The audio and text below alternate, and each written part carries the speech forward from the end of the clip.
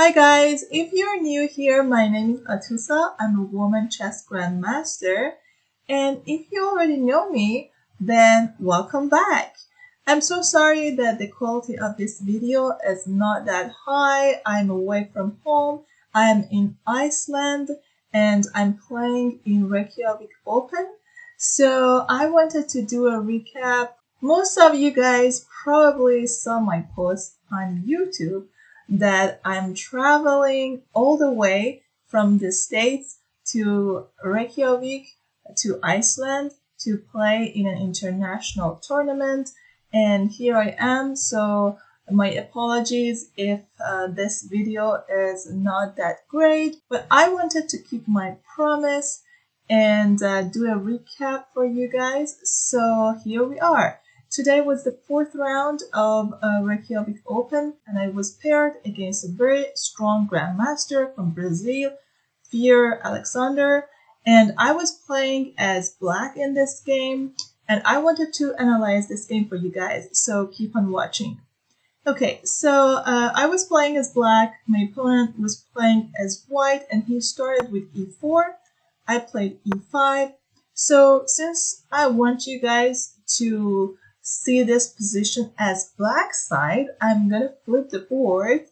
So we are going to see from my side because I am playing as black.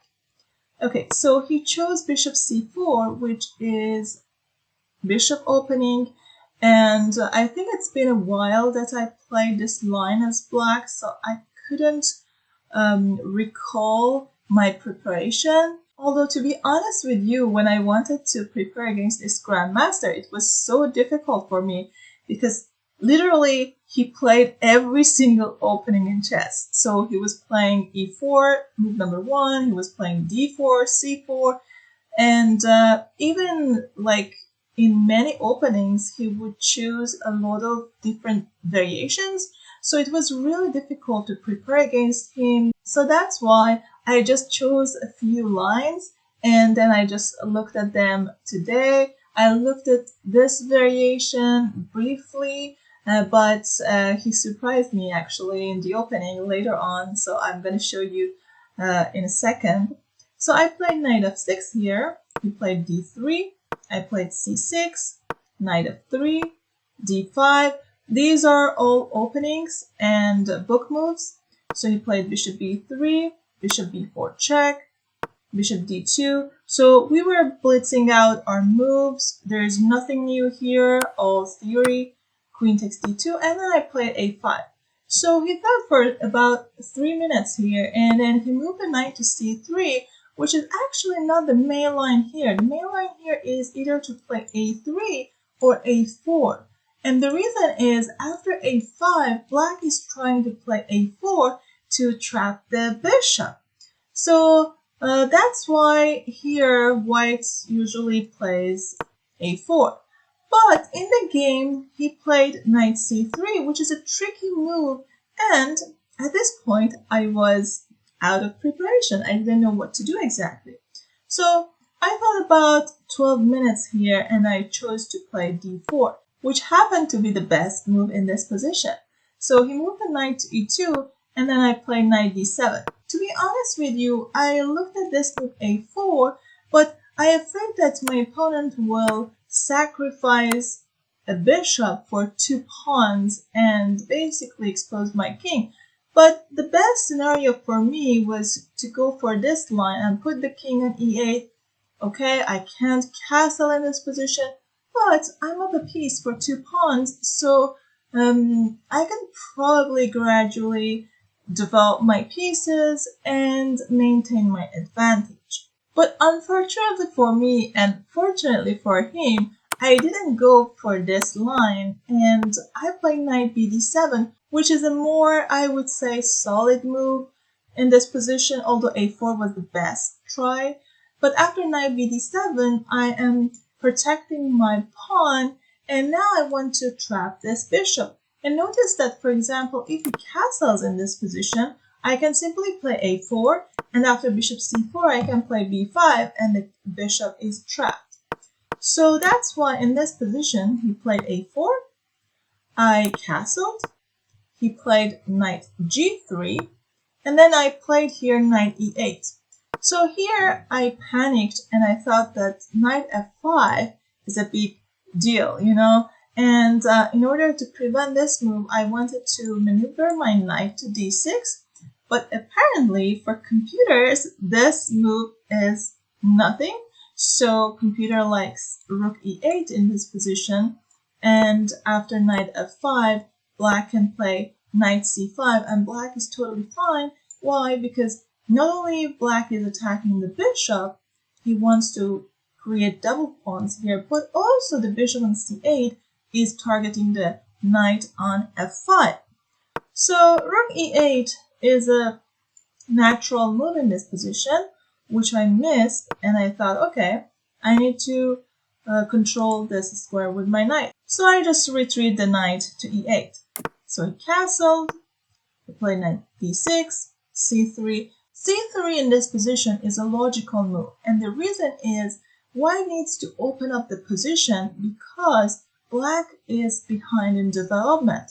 So he chose the right move, he played c3, and I played c5, which is the best move here as well.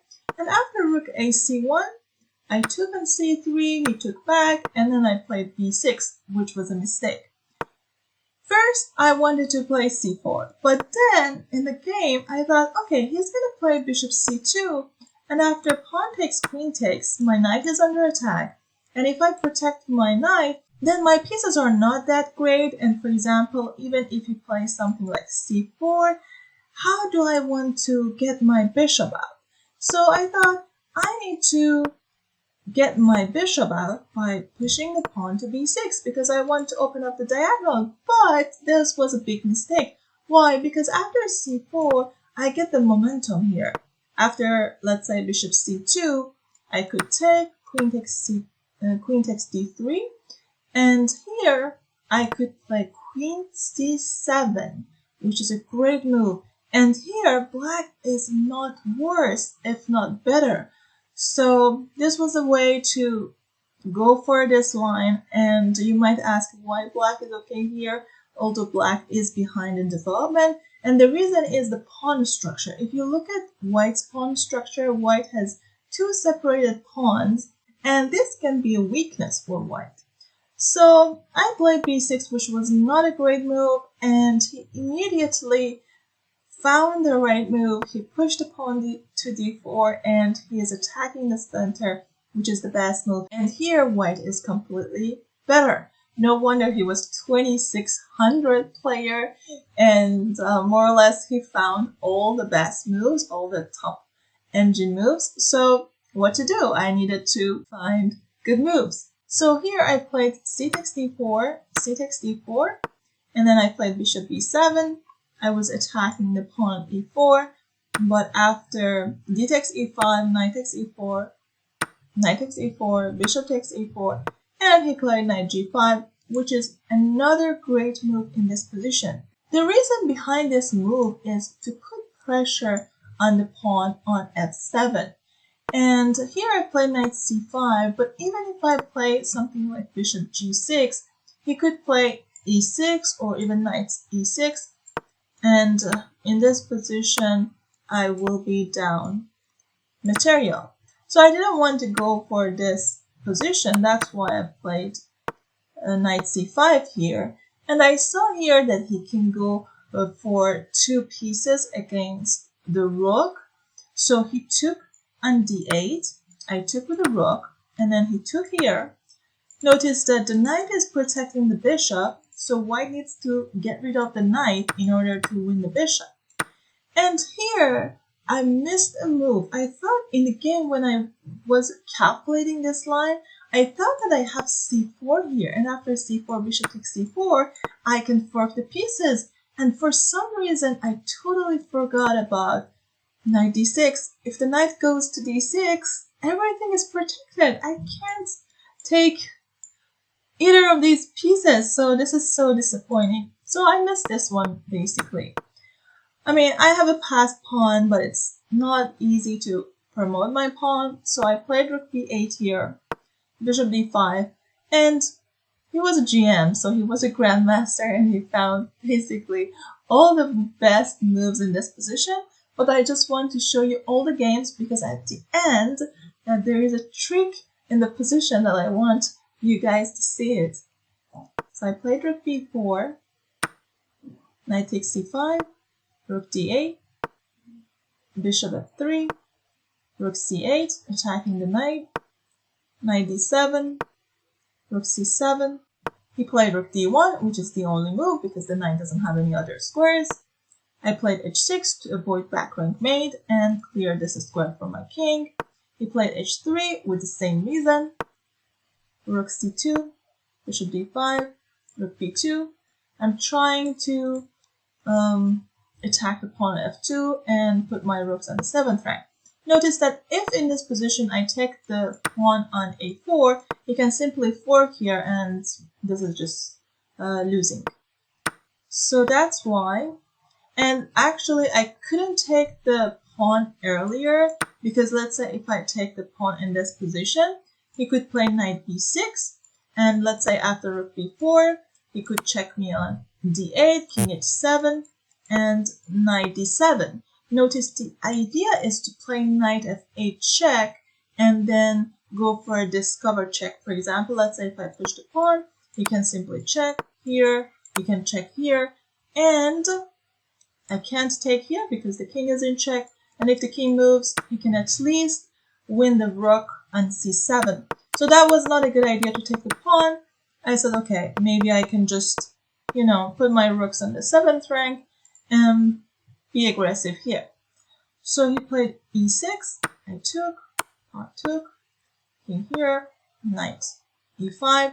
The idea is to play rook d8 and some sort of checkmates here. So I wanted to block the rook. I played rook d2, rook takes d2, rook takes d2, bishop c4, rook d1, king h2, rook e1, knight c6. Okay, the idea is that he wants to take the pawn a5 and then create this pass pawn and push the pawn. So here I played rook e8 and he played bishop b5. Notice that if he takes the pawn immediately, I could play rook e8, I'm attacking the knight moves, and then I can take the pawn. So he wanted to keep these pawns on the edge of the board, which is actually in white's favor. So if I remove those pawns from the board, it's a little bit easier for me to survive. So I played here bishop e5, rook e8. I need to sit here passively, basically. So he played king g3, g5 to take away this square from the king, h4, king g7, here. So I'm going to show you the moves quickly because there's nothing special here. But at the end, there is a very nice position that I want you guys to see. So we check here. Notice that if the king goes here or here, I could check and then get this pawn, which is a very important pawn. But he found the right move one more time in the game. So king e6, I played king h5, he played g3.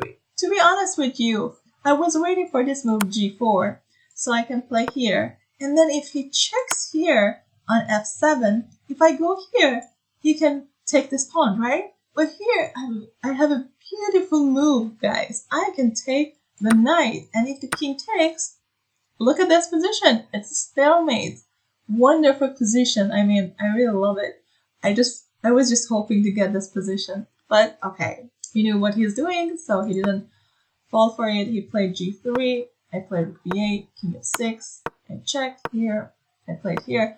Notice that it's kind of hard for me to survive, so I just wanted to sacrifice this pawn in order to get some sort of stalemate ideas. He played here, and then I played rook g6, check again. So here is another trick. If the knight takes, it's a stalemate. If the bishop takes, it is also a stalemate. So he cannot take with either pieces. So he played here. And one more time, I wanted to set up a trap for him, so I played rook g7 to try my last chance against him. And obviously, he didn't fall for it, so he played king e6. And if the king takes the rook, again we have another stalemate. So he chose the right move, he played king e6, and here I just resigned the game. Okay guys, this was the game I wanted to show you. Yes, I lost the game. You might ask me why didn't I show you my victories? Because when I played this game, I had 2 wins and 1 loss. So I had 2 points out of 3 games. But I thought that this was a really good quality game because I was playing against a grandmaster with 2600 level, and I believe that he was also a champion in Brazil. So he was a really strong opponent for sure, and I wanted to share with you guys. And the last position also was very nice. I was hoping to get a stalemate, but unfortunately it didn't happen this time. But anyway guys, I hope you enjoyed this video. If you like this video, please give it a thumbs up and subscribe to my channel if you haven't yet. And I'm so sorry for the quality of this video again, but soon I will go back to the States and I will record with my usual setup for you guys. Thank you very much for watching, and I'll see you soon.